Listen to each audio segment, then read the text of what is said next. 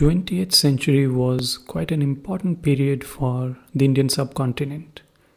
In the first half of it, it was being ruled by the British, and it was a colony of the British in fact. And in the second half, you saw new independent nations emerging. And probably the most significant part of it was the creation of Pakistan, or the partition of India and Pakistan in 1947. And a lot has been said and written about it. In these two countries, in India and in Pakistan, you read two different versions of it. Therefore, it's quite important to read one of the most profound and brilliant minds of that period, which was Dr. B.R. Ambedkar, whose writings, if you see, are very sharp and critical on every subject. So it's a really good idea to see his writings on this topic. What did he make up of the partition of India and the creation of Pakistan? How did he see it? What were his arguments? Which is why I'm directly going to jump to this topic and read from the collection of Ambedkar's writings, and hopefully you'll enjoy what his opinions were on this. So here we go. The Hindu resentment is quite natural. Whether India is a nation or not has been the subject matter of controversy between the Anglo-Indians and the Hindu politicians ever since the Indian National Congress was founded. The Anglo-Indians were never tired of proclaiming that India was not a nation, that Indians was only another name for the people of India. In the words of one Anglo-Indian, to know India was to forget that there is such a thing as India. The Hindu politicians and patriots have been, on the other hand, equally persistent in their assertion that India is a nation. That the Anglo-Indians were right in their repudiation cannot be gainsaid. Even Dr. Tagore, the national poet of Bengal, agrees with them. But the Hindus have never yielded on the point even to Dr. Tagore.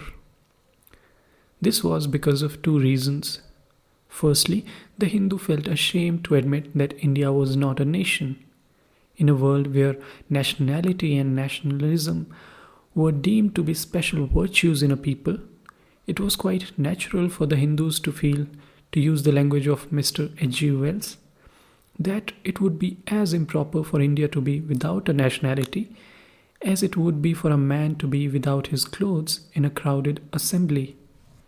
Secondly, he had realized that nationality had a most intimate connection with the claim for self-government.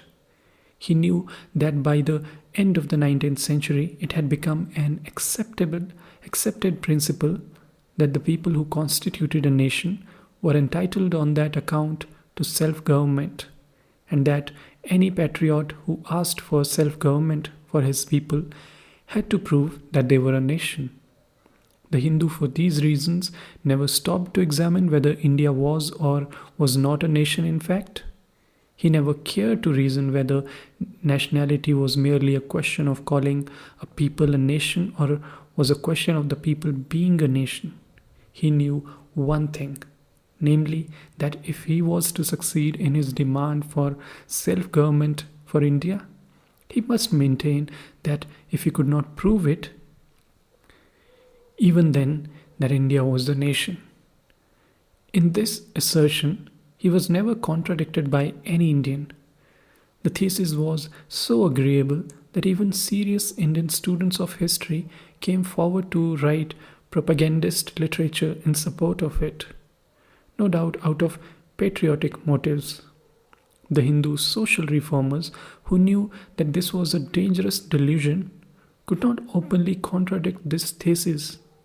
For anyone who questioned it was at once called a tool of the British bureaucracy and enemy of the country. The Hindu politician was able to propagate his view for a long time. His opponent, the Anglo-Indian, had ceased to reply to him. His propaganda had almost succeeded. When it was about to succeed, comes this declaration of the Muslim League, this rift in the lute. Just because it does not come from the Anglo-Indian, it is a deadlier blow. It destroys the work which the Hindu politician has done for years. If the Muslims in India are a separate nation, then of course India is not a nation. This assertion cuts the whole ground from under the feet of Hindu politicians. It is natural that they should feel annoyed at it and call it a stab in the back. But stab or no stab, the point is, can the Muslims be called to constitute a nation? Everything else is beside the point. This raises the question, what is a nation? Tomes have been written on the subject. Those who are curious may go through them and study the different basic conceptions as well as the different aspects of it. It is, however, enough to know the core of the subject, and that can be set down in a few words. Nationality is a social feeling. It is a feeling of a corporate sentiment of oneness which makes those who are charged with it feel that they are kith and kin.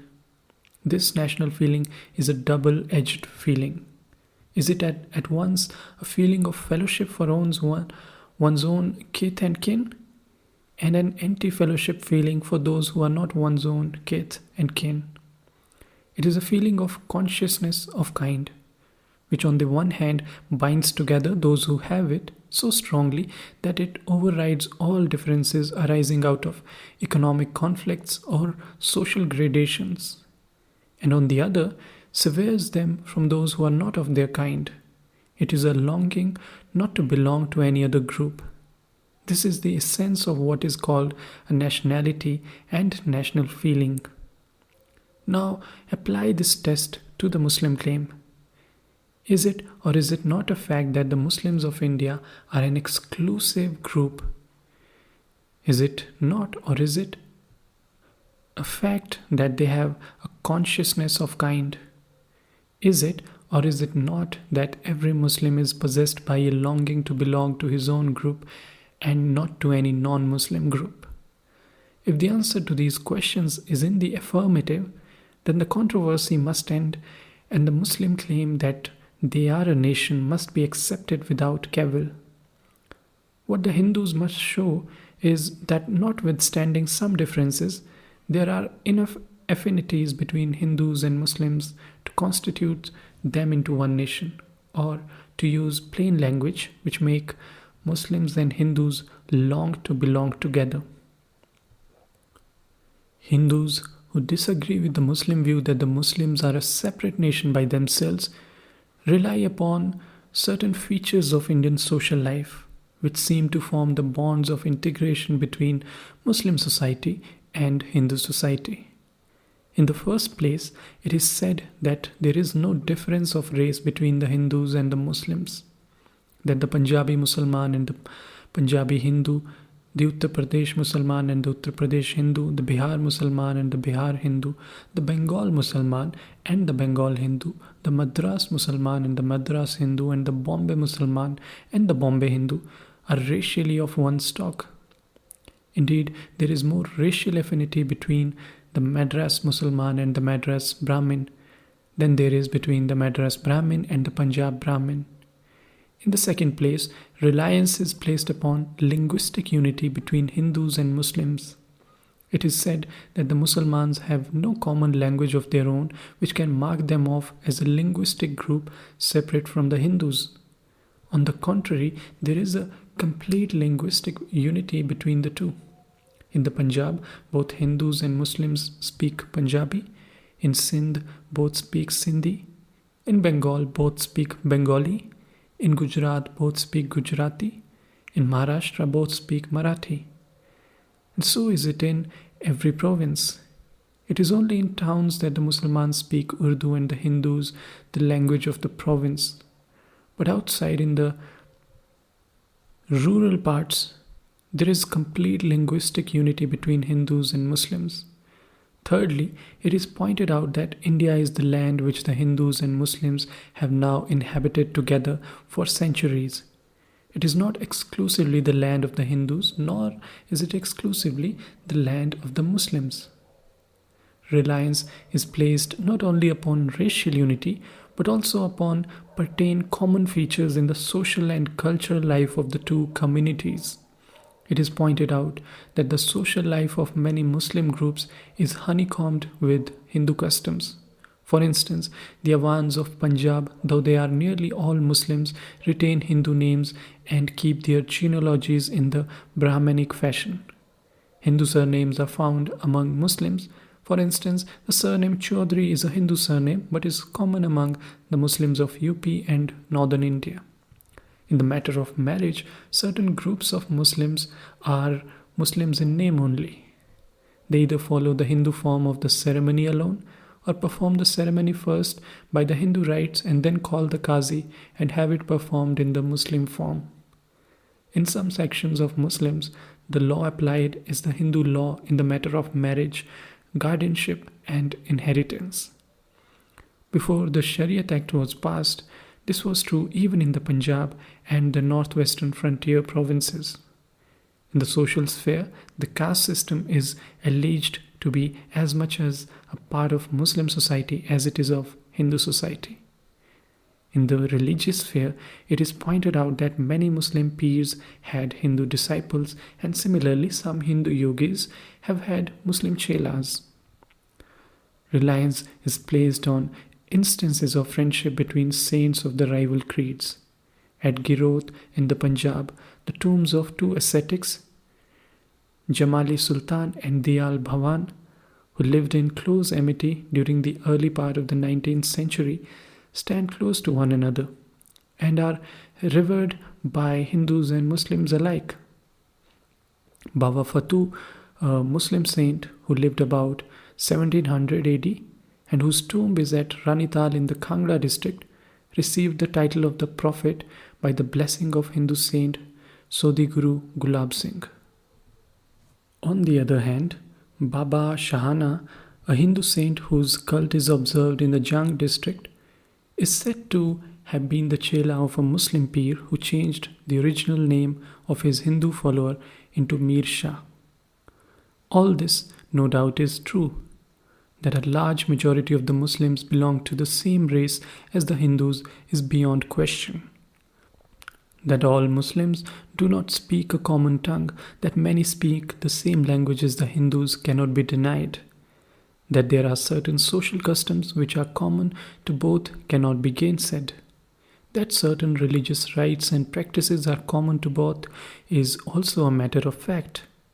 But the question is, can all this support the conclusion that the Hindus and the Muslims on account of them constitute one nation? Or these things have fostered in them a feeling that they long to belong to each other? What justification have the Muslims of India for demanding the partition of India and the establishment of separate Muslim states? Why this insurrection? What grievances have they? Asked the Hindus in a spirit of righteous indignation. Anyone who knows history will not fail to realize that it has now been a well-established principle that nationalism is a sufficient justification for the creation of a national state, as the great historian Lord Acton points out. In the old European system, the rights of nationalities were neither recognized by governments nor asserted by the people. The interest of the reigning families, not those of the nations, regulated the frontiers, and the administration was conducted generally without any reference to popular desires. Where all liberties were suppressed, the claims of national independence were necessarily ignored, and a princess, in the words of Fenelon, carried a monarchy in her wedding portion. Nationalities were at first listless. When they became conscious, he says that it is in general a necessary condition of free institutions that the boundaries of government should coincide in the main with those of the nationalities. Thus, history shows that the theory of nationality is embedded in the democratic theory of the sovereignty of the will of a people. This means that the demand by a nationality for a national state does not require to be supported by any list of grievances. The will of the people is enough to justify it. But if grievances must be cited in support of their claim, the Muslims say that they have them in plenty. They may be summed up in one sentence, that constitutional safeguards have failed to save them from the tyranny of the Hindu majority. At the Round Table Conference, the Muslims presented their list of safeguards, which were formulated in the well-known 14 points. The Hindu representatives at the Round Table Conference would not consent to them.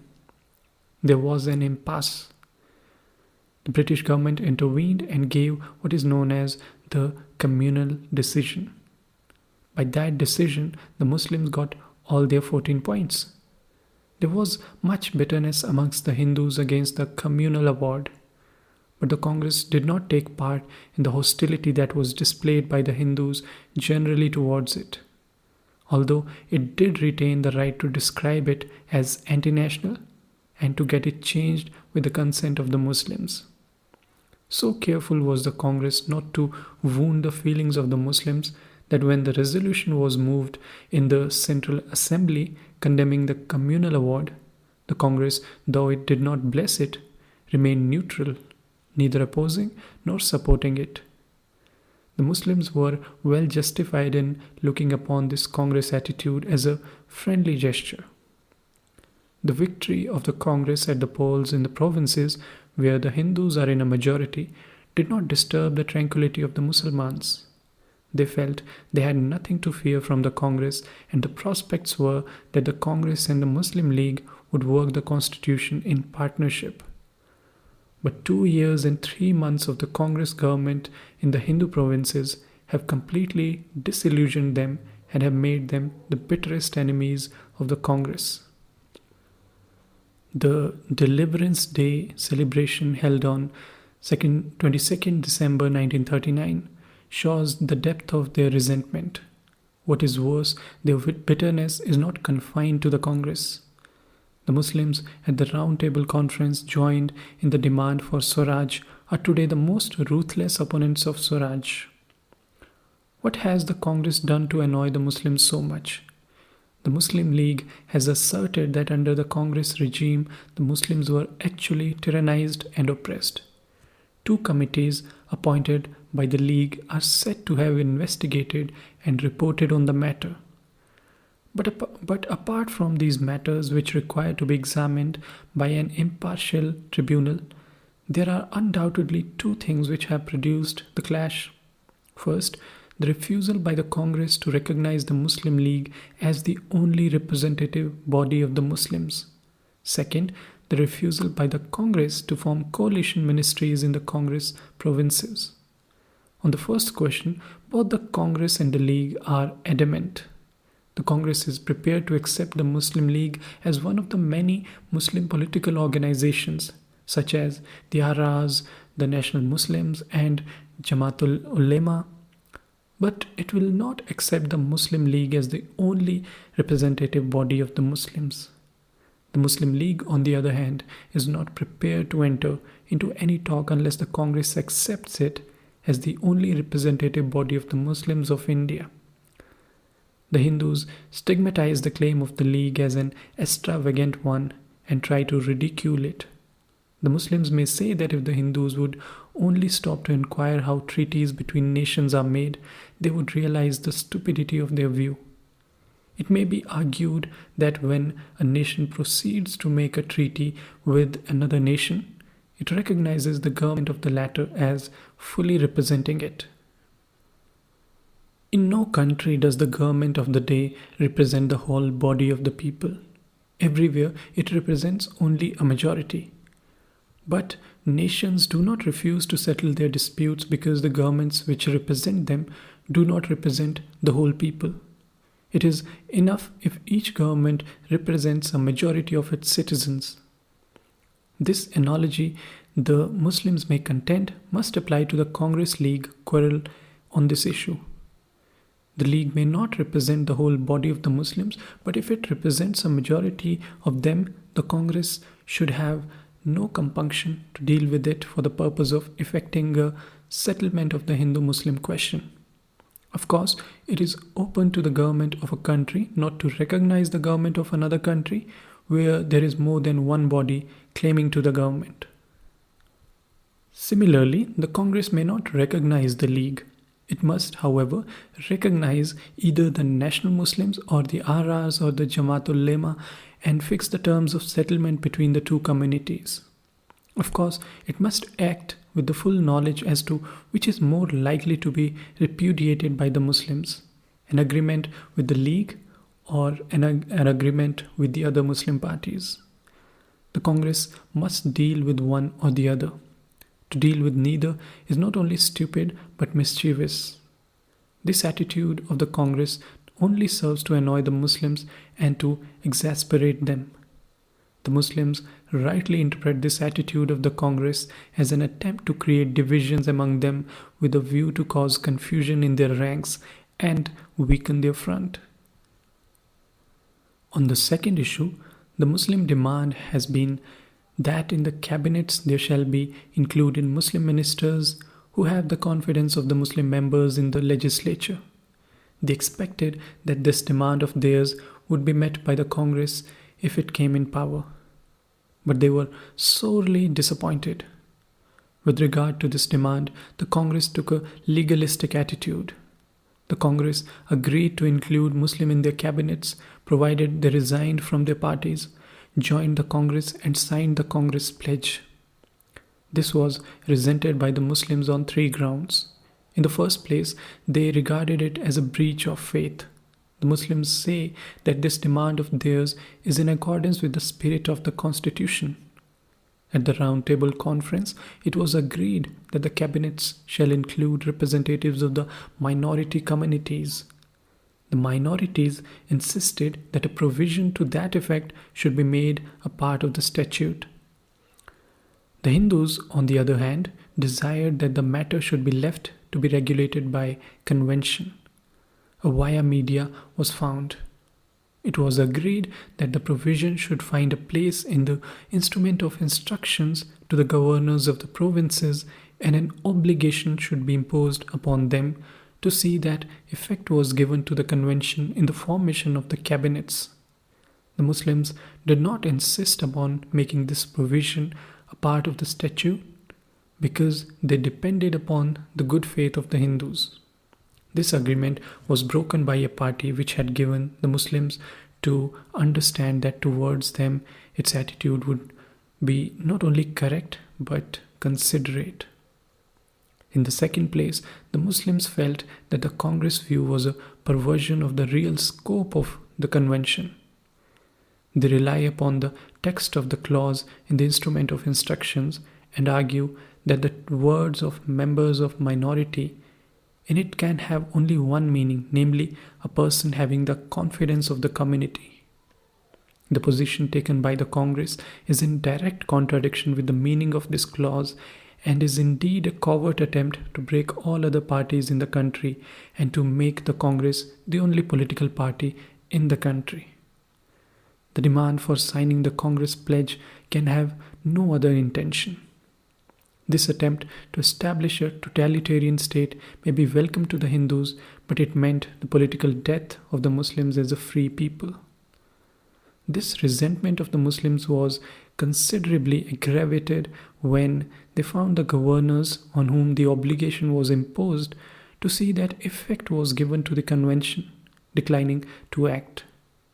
Some governors declined because they were helpless by reason of the fact that the Congress was the only majority party which could produce a stable government, that a Congress government was the only government possible, and that there was no alternative to it except suspending the constitution.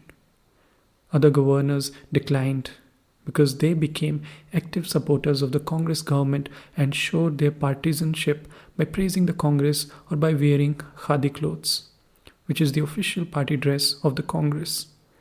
Whatever be the reasons, the Muslims discovered that an important safeguard had failed to save them. The Congress reply to these accusations by the Muslims is twofold. In the first place, they say that coalition cabinets are inconsistent with collective responsibility of the cabinets. This, the Muslims refuse to accept as an honest plea.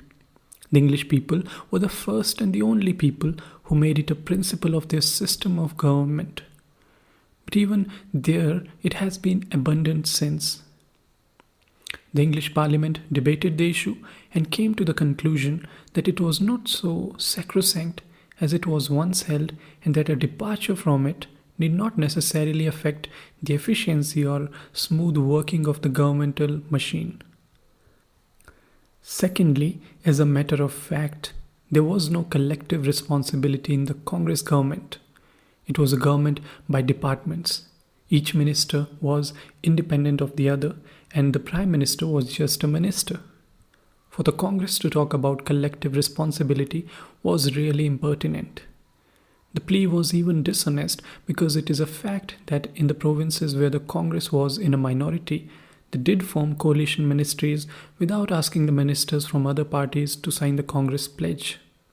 The Muslims are entitled to ask, if coalition is bad, how can it be good in one place and bad in another? The second reply of the Congress is that even if they take Muslim ministers in their cabinet who have not the confidence of the majority of the Muslims, they have not failed to protect their interests. Indeed, they have done everything to advance the interests of the Muslims. This no doubt rests on the view Pope held of government when he said, "For forms of government let fools contest. What is best administered is best." In making this reply, the Congress High Command seems to have misunderstood what the main contention of the Muslims and the minorities has been. Their quarrel is not on the issue whether the Congress has or has not done any good to the Muslims and the minorities. Their quarrel is on an issue which is totally different. Are the Hindus to be ruling race and the Muslims and other minorities to be subject races under Swaraj? That is the issue involved in the demand for coalition ministries. On that, the Muslims and other minorities have taken a definite stand. They are not prepared to accept the position of subject races. That the ruling community has done good to the ruled is quite beside the point and is no answer to the contention of the minority communities that they refuse to be treated as a subject people. The British have done many good things in India for the Indians. They have improved their roads, constructed canals on more scientific principles, effected their transport by rail, carried their letters by penny post, flashed their messages by lightning, improved their currency, regulated their weights and measures, corrected their notions of geography, astronomy and medicine, and stopped their internal quarrels and effected some advancement in their material conditions. Because of these acts of good government, did anybody ask the Indian people to remain grateful to the British and give up their agitation for self-government? Or because of these acts of social uplift, did the Indians give up their protest against being treated as a subject race by the British? The Indians did nothing of the kind. They refused to be satisfied with these good deeds and continued to agitate for their right to rule themselves. This is as it should be.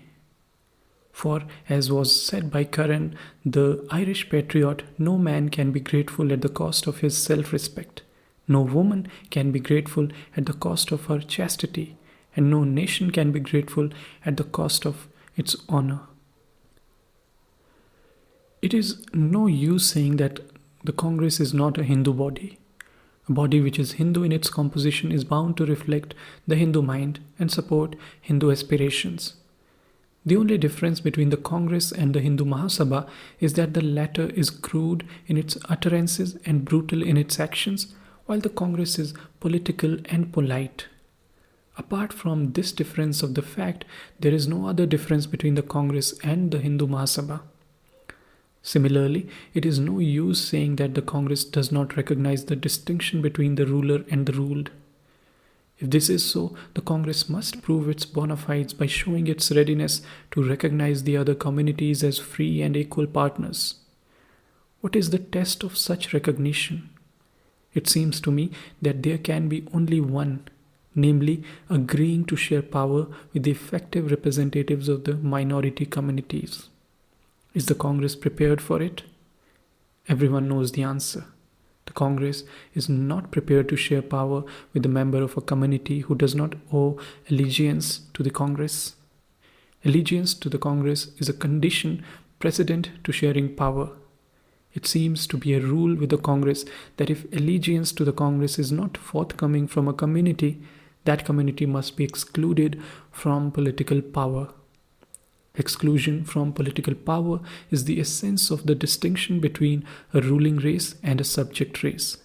And inasmuch as the Congress maintained this principle, it must be said that this distinction was enforced by the Congress while it was in the saddle. The Muslims may well complain that they have already suffered enough and that this reduction to the position of a subject race is like a proverbial last straw. The decline and fall in India began ever since the British occupation of the country. Every change, executive, administrative, or legal, introduced by the British has inflicted a series of blows upon the Muslim community. The Muslim rulers of India had allowed the Hindus to retain their law in civil matters, but they abrogated the Hindu criminal law and made the Muslim criminal law the law of the state, applicable to all Hindus as well as Muslims. The first thing the British did was to displace gradually the Muslim criminal law by another of their making, until the process was finally completed by the enactment of Macaulay's Penal Code. This was the first blow to the prestige and position of the Muslim community in India. This was followed by the abridgment of the field of application of the Shariat or the Muslim civil law. Its application was restricted to matters concerning personal relations such as marriage and inheritance, and then only to the extent permitted by the British. Side by side came the abolition, in 1837, of Persian as the official language of the court, and of general administration and the substitution of English and the vernaculars in place of Persian. Then came the abolition of the Qazis, who, during the Muslim rule, administered the Shariat. In their places were appointed law officers and judges who might be of any religion, but who got the right of interpreting Muslim law and whose decisions became binding on Muslims. These were severe blows to the Muslims. As a result, the Muslims found their prestige gone, their laws replaced, their language shelved, and their education shorn of its monetary value. Along with these came more palpable blows in the shape of annexation of Sindh and Oudh and the mutiny. The last particularly affected the higher classes of Muslims, who suffered enormously by the extensive confiscation of property inflicted upon them by the British as a punishment for their suspected complicity in the mutiny. The result was that the Muslims were completely worsted in the struggle.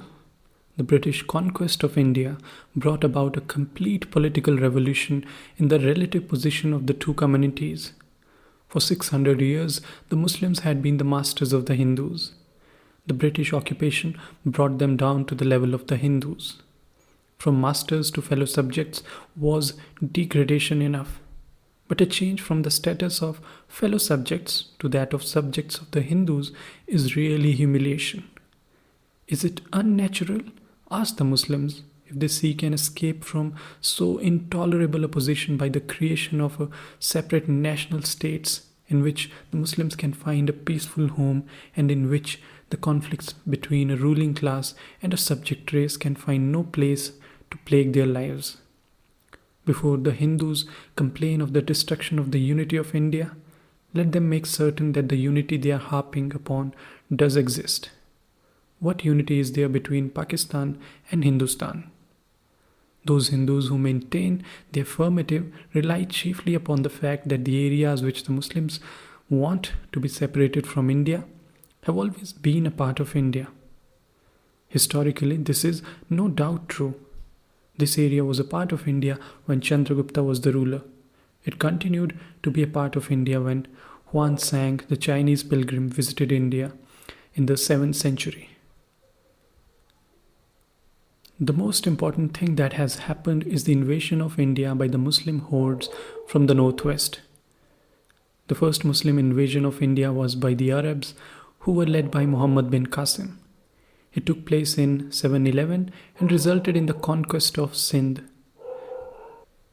This first Muslim invasion did not result in a permanent occupation of the country because of the Caliphate of Baghdad, by whose order and command the invasion had taken place, was obliged by the middle of the 9th century to withdraw its direct control from this distant province of Sindh. Soon after this withdrawal, there began a series of terrible invasions by Muhammad of Ghazni in 1001. Muhammad died in 1030, but within the short span of 30 years, he invaded India 17 times. He was followed by Muhammad Ghori, who began his career as an invader in 1173. He was killed in 1206. For 30 years, Muhammad of Ghazni had ravaged India and for 30 years, Muhammad Ghori harried the same country in the same way. Then followed the incursions of the Mughal hordes of Genghis Khan. They first came in 1221. They only wintered on the border of India but did not enter it. 20 years after, they marched on Lahore and sacked it. Of their inroads, the last more terrible was under Taimur in 1398. Then comes on the scene a new invader in the person of Babur, who invaded India in 1526. The invasions of India did not stop with that of Babur. There occurred two more invasions. In 1738, Nadir Shah's invading host swept over the Punjab like a flooded river, furious as the ocean. He was followed by Ahmad Shah Abdali, who invaded India in 1761, smashed the forces of the Marathas at Panipat, and crushed forever the attempt of the Hindus to gain ground which they had lost to their Muslim invaders. The methods adopted by the invaders have left behind them their aftermath. One aftermath is the bitterness between the Hindus and the Muslims which they have caused. This bitterness between the two is so deeply seated that a century of political life has neither succeeded in assuaging it nor in making people forget it. As the invasions were accompanied with destruction of temples and forced conversions, with spoliation of property, with slaughter, enslavement, abasement of men, women, and children, what wonder if the memory of these invasions has ever remained green, as a source of pride to the Muslims and as a source of shame to the Hindus. But these things apart, this northwest corner of India has been a theatre in which a stern drama has been played. Muslim hordes in wave after wave have surged down into this area and from thence scattered themselves in spray over the rest of India. These reached the rest of India in thin currents. In time, they also receded from their farthest limits. While they lasted, they left a deep deposit of Islamic culture over the original Aryan culture in this northwest corner of India, which has given it a totally different color, both in religious and political outlook. The Muslim invaders, no doubt, came to India singing a hymn of hate against the Hindus. But they did not merely sing their hymn of hate and go back burning a few temples on the way. That would have been a blessing. They were not content with so negative a result. They did a positive act, namely to plant the seed of Islam. The growth of this plant is remarkable. It is not a summer sapling. It It is as great and as strong as an oak. Its growth is the thickest in northern India. The successive invasions have deposited their silt more there than anywhere else, and have served as watering exercise of devoted gardeners. Its growth is so thick in northern India that the remnants of Hindu and Buddhist culture are just shrubs. Even the Sikh hacks could not fell this oak.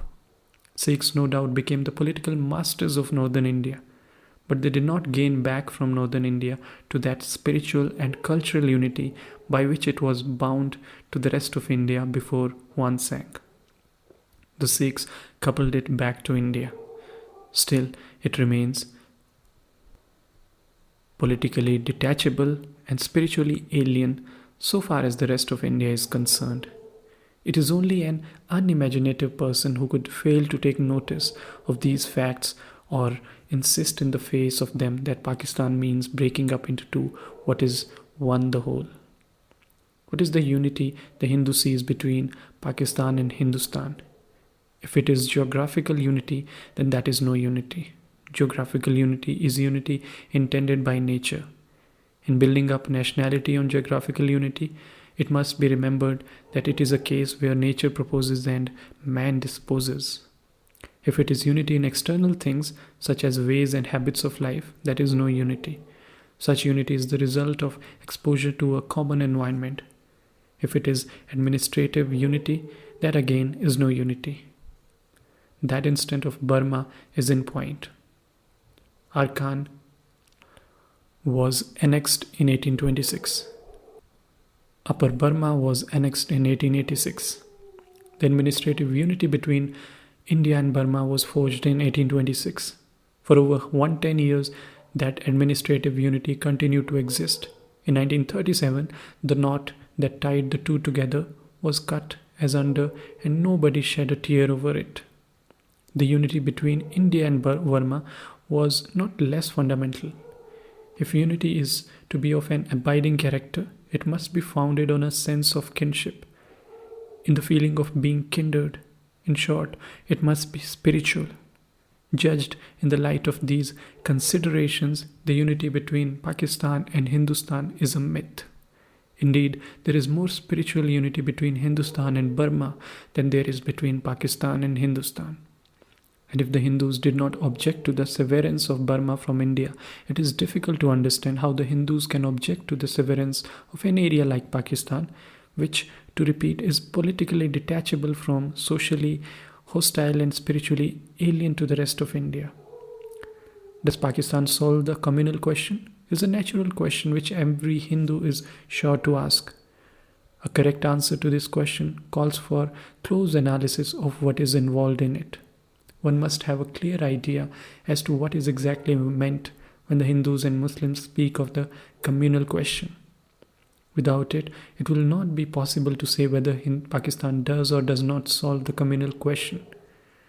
It is not generally known that the communal question, like the forward policy for the frontier, has a greater and a lesser intent, and that in its lesser intent it means one thing, that in its greater intent it means quite a different thing.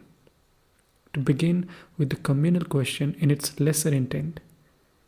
In its lesser intent, the communal question relates to the representation of the Hindus and the Muslims in the legislatures. Used in this sense, the question involves settlement of two problems: the number of seats to be allotted to the Hindus and Muslims in the different legislatures, and the nature of the electorates through which these seats are to be filled in. How far does Pakistan approximate to the solution of the communal question? The answer to this question is quite obvious. If the scheme of Pakistan is to follow the present boundaries of the provinces in the northwest and in Bengal, certainly it does not eradicate the evils which lie at the heart of the communal question. It retains the very elements which give rise to it, namely the pitting of a minority against a majority, the rule of the Hindu minorities by the Muslim majorities, and the rule of the Muslim minorities by the Hindu majorities are the crying evils of the present situation. And this very evil will reproduce itself in Pakistan.